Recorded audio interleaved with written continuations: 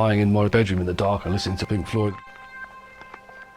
And in my head I would imagine like sort of abstract geometric shapes sort of doing stuff in time to the music. For a long time these abstract visions were just in my head. As I went through school, that kind of went to the back of my mind. And at first when I was programming games, it didn't really occur to me that I could use the computer to do that. One day I was out for a run and I just thought, why don't I try doing, using some of this tech that I've got for making games and make something that's not a game, and why not try and just do a single approximation of what this thing I'd had in mind, this machine to externalise the abstract stuff in your head, to go, how you might go about making one of those. And so I came up with this like 1K program, which I called Psychedelia. You just had this dot, and you move the dot around, you press the button, and all these flowing patterns would come out. You could put symmetry on them, so you could kind of direct this in time to the music.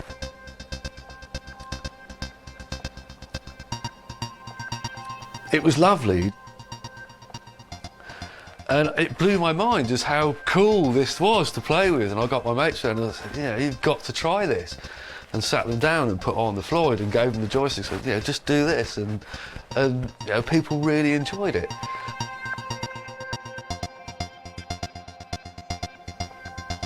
And it was so nice. It was so pure, it was something else. I felt like I'd broken through into some area where not many people had been working. In fact, people had been working there. It was actually only years later I found out that Atari made the Atari video music in 1977.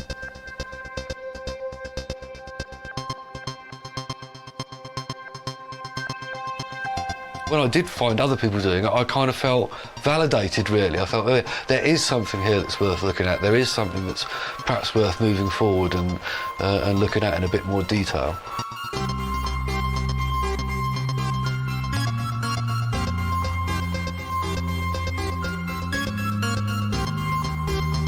I felt it was something that was too pure and too good in itself. It was just too pure to be commercialised. I wanted to just give it away. And I did. I gave the original version. I gave away as a listing. I've got it published in magazines.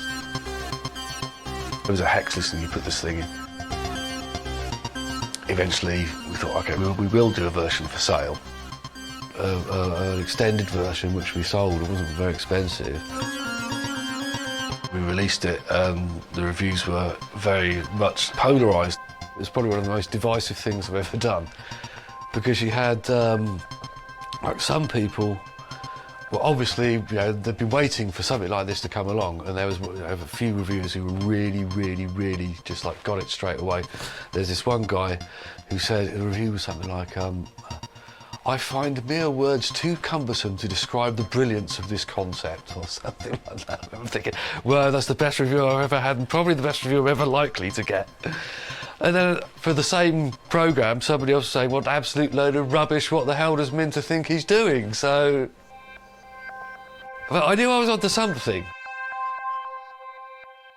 He's embracing the medium in such a radically different way from anybody else. And he's not even unsure, I don't think he's even sure about why or how he's doing it. It's the sort of thing you could put your mum in front of the telly and you wouldn't have to explain it to her. You just put a joystick in her hand and say, waggle that. And instantly, it's like, I get it. I can see what I'm doing, I get it. But by waggling this stick, something's happening on the screen. And, I think that's part of the appeal, because it's certain it would draw people in that wouldn't necessarily normally be into computers at all. I was aware of his games, but I think it was one of the Atari shows that I actually first saw Jeff's light synths when he was demoing Colour Space at the time. Graphics was something I was really into, and this interactive real-time graphics on a computer, which was something you only ever imagined was something you're going to see on the TV, bringing that onto a home computer, that totally grabbed me. And when the 8-bit version of Colour Space came out, I was totally hooked. Ever since then, it's been all about the light synths for me.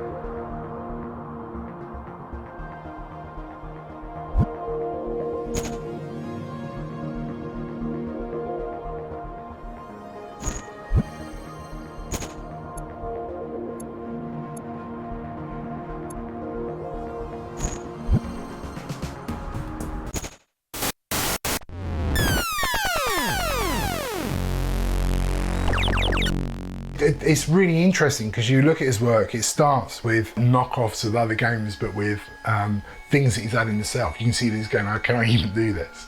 And then over time, there's like a lot of experimentation.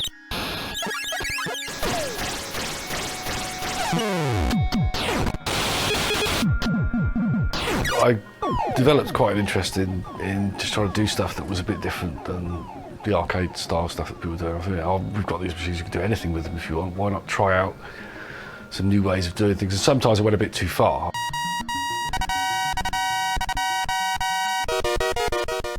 I just wanted to have this different idea where instead of having a main character with a gun always shooting something, you had your main character was effectively controlling a little droid and protecting the flock with this by just moving this little droid around. The controls were very weird. It's kind of going. It probably would have worked better with a mouse than with a digital joystick. But as it was a bit inaccessible, and that was reflected in its review scores from some places. And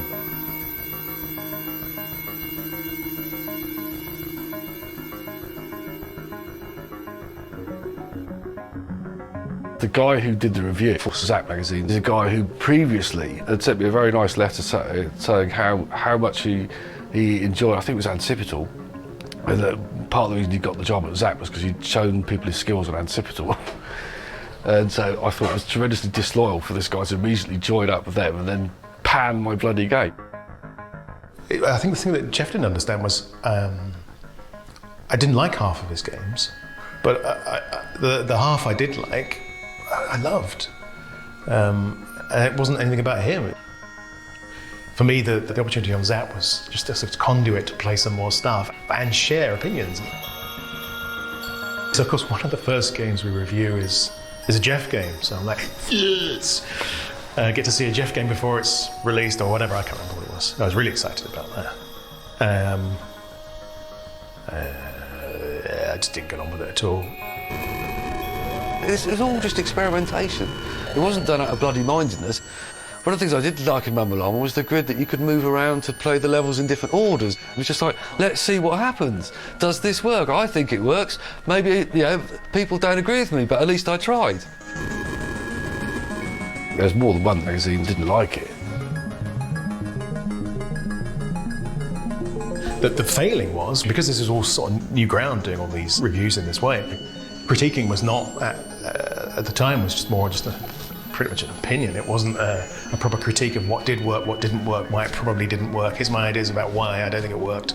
It was more a case of you'd write about what it was about and you'd give an opinion. That was it. So that was the structure, that was the framework within which you were working.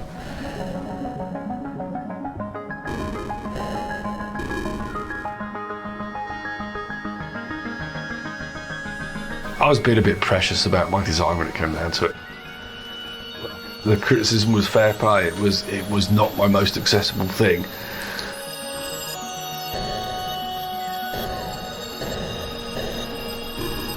I still think it's quite a nice game, but I wasn't that good at game design yet. I wasn't good enough to make that game work well. Perhaps if I was doing it now, I could make that game work properly. But anyway, it's all water under the bridge now.